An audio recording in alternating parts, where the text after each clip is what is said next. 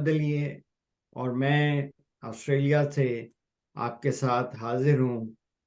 और मेरे साथ आज पाकिस्तान में एज यूजुअल मियाँ ताहिर साहब हैं और मियाँ खलील साहब हैं। और आज के जो बड़े मौज़ूआत हैं उनमें हम देखेंगे, मियाँ साहब से पूछेंगे कि अडयाला जेल में इमरान खान साहब के हालात कैसे हैं और क्या मियाँ नवाज शरीफ साहब की भी कुछ वहाँ जगह बन सकती है वक्ती तौर पे, या कि उनकी हालात ठीक ही रहेंगे, सारा सारा मामला उनका ठीक चलेगा। और खलील साहब से हम पूछेंगे क्या माशी हालात पाकिस्तान के कैसे हैं और आगे क्या नज़र आता है। इसके अलावा एक छोटा सा सोशल इशू है पाकिस्तान का, सुबह के सरहद जैसे फार्मर सूबा सरहद का, उसको भी हम देखेंगे। तो जनाब मियाँ ताहिर साहब कुछ हमें बताइए कि क्या हालात हैं पाकिस्तान के मौजूदा, खासकर अडयाला के, जनाब। देखिए जी, अडयाला जेल का सवाल भी आपने किया और साथ अपनी ख्वाहिश का इजहार भी कर दिया आपने। आप समेत बहुत से लोगों की ख्वाहिश अभी है बाकी कि मियां नवाज शरीफ भी किसी तरह से कहीं ना कहीं पहुंच जाए, लेकिन फिलहाल तो वो मरी हैं और कल वो इस्लामाबाद आएंगे, फिर अदालतों में पेश होंगे और फिर देखते हैं कि प्रोसेस आगे किस तरह से चलता है। लेकिन जो भी चल रहा है उनके लिए पॉजिटिव ही चल रहा है। और अडयाला में बहुत कुछ चल रहा है। अडयाला में भी ये सूरत हाल है कि एक तो वहाँ पे उनको उनका कमरा आपको पता है कि वसी कर दिया गया है। इसके बावजूद वो मुतमिन नहीं है, इमरान खान और उनके वकला। तो वो कहते हैं जी कि उनको वो चूंकि एक बहुत बड़ी शख्सियत हैं हर लिहाज से, तो प्रिविलेज्ड होना चाहिए उनको। तो खैर, इसके अलावा जो वहाँ से जो चीज़ें सियासत के मौजू पे हैं वो मैं बता देता हूँ। वो ये हैं कि पीपल्स पार्टी ने राब्ता किया है पीटीआई से और उन्होंने कहा है जी कि अगर पीटीआई पंजाब में 25 नशिस्तों पे एटलीस्ट, ये मैं एटलीस्ट कह रहा हूँ, 25 नशिस्तों पे पीपल्स पार्टी को सपोर्ट कर दे तो उनका ख्याल है कि वो जीत जाएंगे। तो अगर वो सपोर्ट कर दे तो वो इमरान खान के हक में आवाज़ बुलंद करेंगे।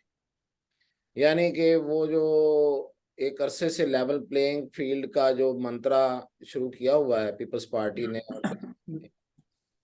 और वो जो फिलहाल मियाँ साहब तक था, बक वहां रुकता था जाके, अब वो उनका ये ख्याल है कि अगर ये हमें सपोर्ट मिल जाए, उन्होंने ख्याल नहीं बल्कि उन्होंने वहां पे मुतालबा पहुंचा दिया था इमरान खान के पास, तो वो इमरान खान के हक में कैंपेन शुरू कर दें।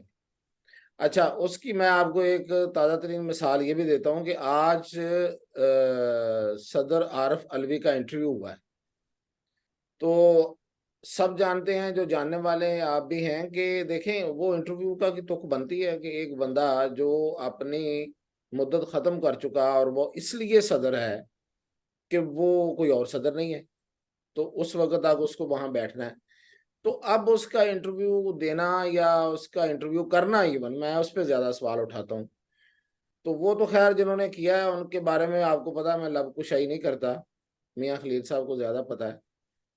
लेकिन इसके मकासद बहरल और थे, और वो आपने देखा होगा अगर इंटरव्यू में, तो उन्होंने आसिफ अली जरदारी की तारीफ भी की और खासी तारीफ की है। पाकिस्तान खपे, उन्हें एक दफ़ा फिर कोई याद आ गया है अलवी साहब को, जो कि लोग शायद भूल गए हैं लेकिन उन्हें याद है। और फिर ये कि उन्हें ये भी याद है कि जो पीपल्स पार्टी है वो इंसानी हकूक के मामले में उनका किरदार और उनका ग्राफ बहुत ऊपर है। उन्होंने बताया कि वो जेल में थे उनके दौर के दौरान, तो वो बड़ा अच्छा रहा। तो जेल में भी उनकी जो रवायात हैं बड़ी नहीं असल, लेकिन वो साथ ही उसने जो काजी फाइज ईसा साहब वाला रेफरेंस का इल्जाम, वो भी एक दफा फिर अपने कंधे से उतार के इमरान खान के ऊपर डाल दिया। नहीं, लेकिन वो इमरान खान पे डाला नहीं है ना। उन्होंने फिर कहा है कि नहीं, इमरान खान भी कह चुके हैं कि वो उनका कोई ताल्लुक नहीं था। यानी कि वो अपनी सफाई तो दे सकते थे, हालांकि उन्होंने ये साथ ये भी कहा कि उनसे पूछें, लेकिन साथ उनकी सफाई भी देंगे। जाहिर है अभी उनके पार्टी का उनका चेयरमैन, बल्कि उन्होंने कहा मेरा लीडर है, तो लीडर की तो फिर सफाई देनी बनती है ना। तो काजी फायज ईसा की तारीफ तो अब उन्होंने करनी है, जाहिर है, चढ़ते सूरज नु सलाम। तो वो, अच्छा हाँ, तो अब वापस आते हैं पीटीआई चेयरमैन जो बंद है इस वक्त अडयाला जेल के, उन्होंने, खबर ये है कि उन्होंने इनकार कर दिया है। उन्होंने कहा है कि कुछ भी हो जाए पीपल्स पार्टी को सपोर्ट नहीं करनी। अच्छा, उसकी वजह आम सुनने वाले के लिए और इमरान खान के फॉलोअर के लिए तो ये बहुत बड़ा नारा है ना कि कुछ भी हो जाए इनका, मैंने इनको हमायत नहीं करनी। हालांकि इसके पीछे सियासत ही होती है हमेशा, और सियासत ये है कि अगर मैंने 25 सीटें इनको देनी है तो फिर मेरे पल्ले क्या रहना है और मैं आइंदा क्या खेलूंगा। तो इसलिए पीपल्स पार्टी हो या सॉरी पीटीआई हो या मुस्लिम लीग नून हो, वो तो नहीं चाहते कि पीपल्स पार्टी पंजाब में आए। और जबकि पीपल्स पार्टी को इस वक्त सिंध में बहुत टफ टाइम मिल रहा है, सिंध में बहुत बुरे हालात हैं पीपल्स पार्टी के लिए, और उन्हें बिल्कुल अगर कहा जाए कि स्क्वीज करने की कोशिश की जा रही है तो वो गलत नहीं है, और वो हो रहे हैं। और उस पे एक फ्रस्ट्रेशन ये भी है उनके पास, और ये पैगाम भी आसिफ अली जरदारी साहब ने पिंडी तक पहुंचाने की कोशिश की है। मुझे नहीं पता कि पहुंचा या नहीं पहुंचा, लेकिन पहुंचाने की कोशिश की है कि अगर हमें सिंध में ज्यादा तंग किया गया तो फिर हम इमरान खान की हमायत का ऐलान करेंगे। तो अब मेरा वैसे जाती ख्याल है, पता नहीं, ये भी अगेन कंफर्मेशन नहीं है, कि शायद पिंडी वाले इससे ब्लैकमेल नहीं होंगे। और जरदारी साहब भी पैगाम देने से आगे नहीं जाएंगे, क्योंकि आपको याद होगा कि उन्होंने कहा था जब के ईंट से ईंट बजा दूंगा, तो फिर वो 7 महीने दुबई में, साल मियाँ साहब, साल दुबई में ही रहे। तकरीबन साल है। तो बाद में उनकी वापसी हुई थी। तो एक तो ये डेवलपमेंट है, और दूसरा परवेज अलाई के बारे में इतलात ये हैं कि परवेज अलाई, आपको पता है कि कभी भी एस्टेब्लिशमेंट की छत्र छाया के बगैर नहीं रहे। उनका तो, उनकी तो पैदाइश भी, और सियासी पैदाइश की बात कर रहा हूँ, सियासी पैदाइश और बाकी सारा उनका जो अरूजो जुमान भी है उनके यहाँ है, उनके साथ ही हुआ है। उनकी वो उंगली, तो नस्ल दर नस्ल है सर, उनके बड़े भी इधर ही थे और ये भी इधर ही। जी हाँ। नस्ली है।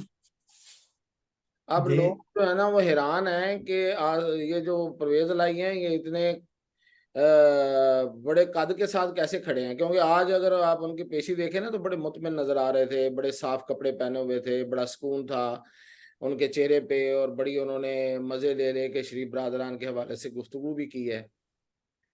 तो पता ये चला, जब पता करवाया गया तो पता ये चला कि आप देखें, भाई लोगों का ख्याल है कि पीटीआई किसी के हवाले तो करनी है, तो क्यों ना परवेज लाई, और परवेज लाई सबसे बेहतर साबित हो सकते हैं उनके लिए कि वो पीटीआई को संभालें।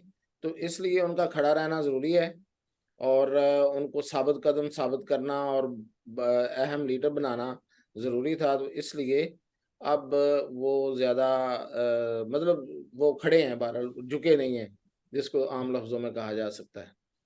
तो अब आइंदा मतलब देखें। आप ये कह रहे हैं कि जो परवेज राई साहब का जो घड़ा है वो जनाब के दरमियान में जाके कच्चा साबित नहीं होगा एस्टेब्लिशमेंट के लिए।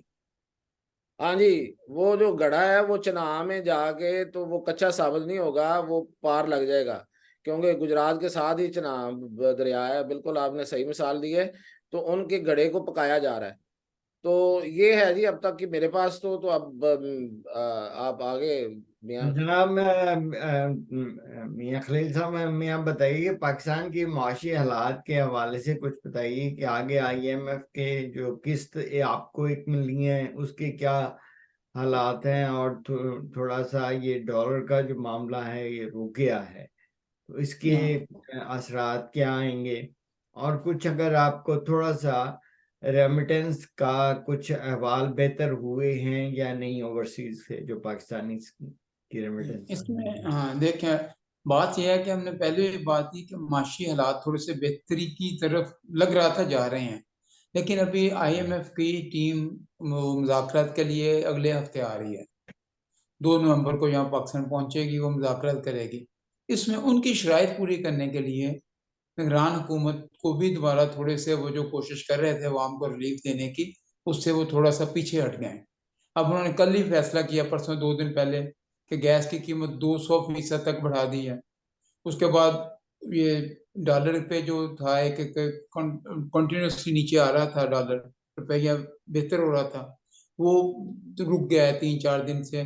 और ये एक आध हफ्ते तक ऐसे ही रहने की तवक्को है, क्योंकि उनकी ख्याल है कि इसको हम ना 18280 के ऊपर ही रखें रुपए को, जब तक IMF से हमारे मुज़ाकरात नहीं होंगे।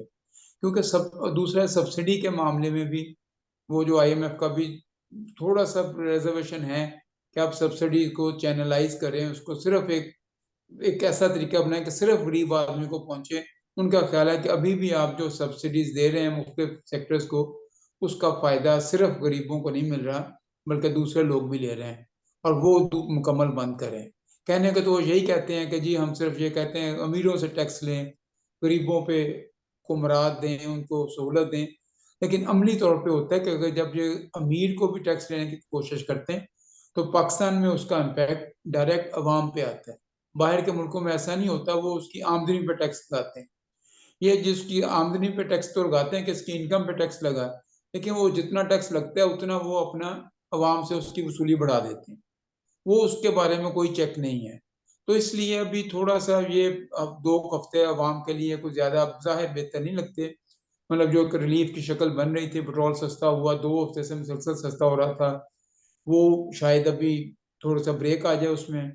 दूसरा एक बड़ा प्रॉब्लम ये हुआ कि जो खान साहब की हुकूमत रही है KPK में मुसलसल, साबका सराद में खैबर पख्तूनख्वा में, वो मुसलसल 10 साल 12 साल से जी खान साहब वहाँ रह हुकूमत कर रहे थे, उसके असरात अब सामने आ रहे हैं कि वहाँ की जो सूबाई हुकूमत है, उसने कहा कि हमारे पास रोजमर्रा अखराजात के भी पैसे नहीं हैं, हम तनख्वाहें नहीं दे सकते। तो उन्होंने एक मंसूबा बनाया है कि तमाम सरकारी मुलाजमीन की तनख्वाहें 24% तक कम कर दी जाएं, तमाम अलाउंसेस बंद कर दिए जाएं।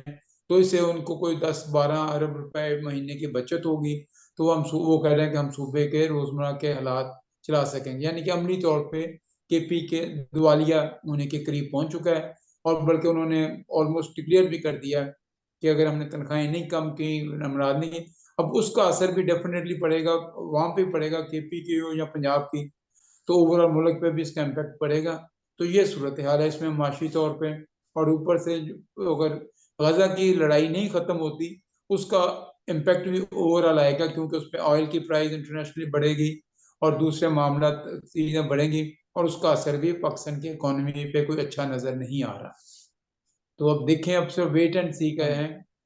KPK में देखें, एक और भी 2 मसले भी कल शायद खड़े हुए। एक तो वो 87 करोड़ का जो एक नया स्कैंडल सामने आया है, जो PTI गवर्नमेंट का था, इन्होंने कुछ लोग हायर किए थे, वो शायद एक बड़ा स्कैंडल बन रहा है। और सोशल दूसरा, मीडिया पे कौन है?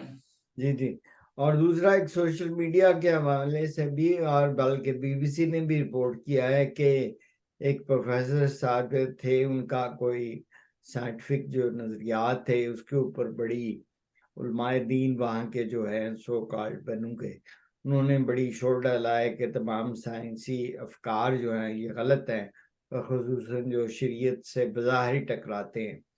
तो इस तरह के मामलात हैं। पाकिस्तान में देखें, एक आगे ही हम फंडामेंटलिज्म के मसाइल से गुजर रहे हैं, और फिर ये जो है ये मामला भी इनकी मौजूदगी में, जो ज़िली इंतज़ामिया है उसकी मौजूदगी में हुआ।